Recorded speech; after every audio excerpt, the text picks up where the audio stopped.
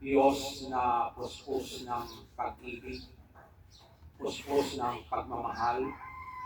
Lord, tunay nga po na kayo ay Diyos na mahabagin. Kayo ay Diyos na puno-puno ng pasensya.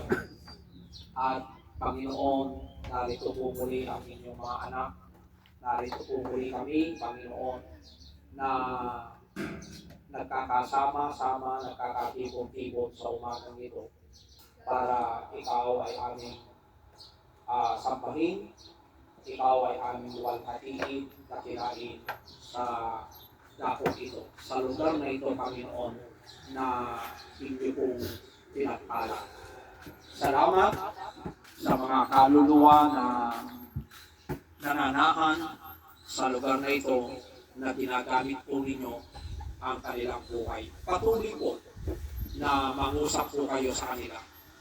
Patuloy po, dakilang Diyos, na ipakita po ninyo, ipamalas po ninyo, Panginoon, ang inyong kadakilaan, ang inyong kapangyarihan sa kanilang buhay.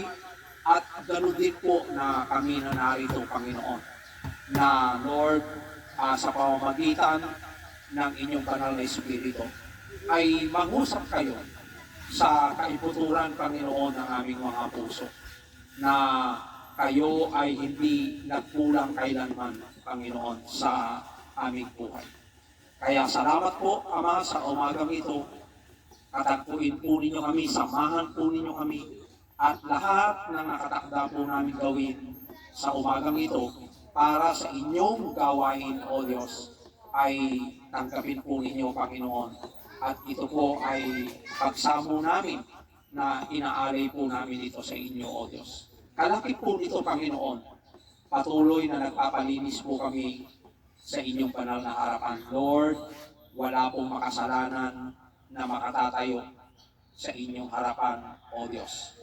Wala pong karapat-dapat na makakatayo sa inyong harapan, sa inyong presensya, na wala pong forgiveness, walang pagpapatawad na tinanggap mula sa inyo, Panginoon.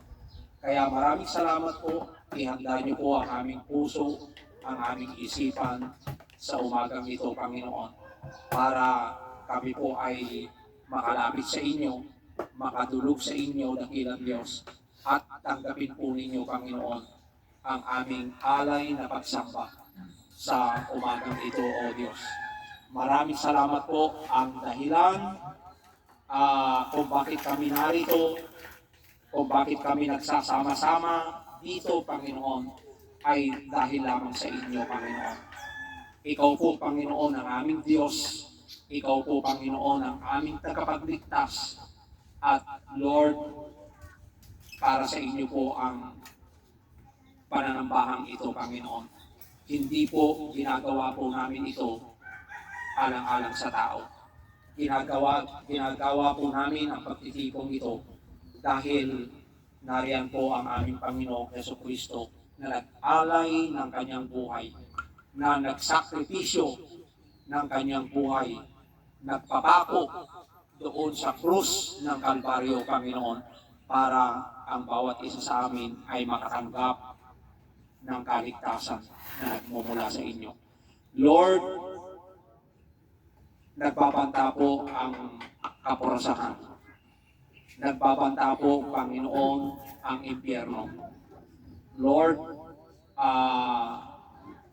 ang pangako po ninyo ay buhay na walang hanggan.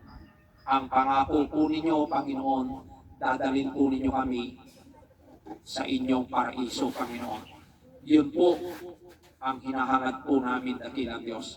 Ayaw po namin na mapahamak ang aming espiritu, ang aming kaluluwa. Lord, iligtas po ninyo kami. Kaawan po ninyo kami, kahabagan po ninyo kami, dakilang Diyos. Salamat po sa dakilang pag-ibig po ninyo. Muli po, ibinabalik po namin ang papuri sa inyo.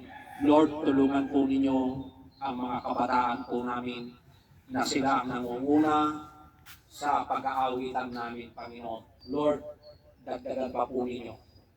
dagdagan pa po ninyo ang bilang nila, dakilang Diyos. Magdala po kayo ng mga kabataan para gamitin nila ang kanilang mga buhay para sa inyong kapurihan. Sa pangalan ng inyong anak na si Jesus, ito po ang dalangin namin na may pasasalamat. Amen.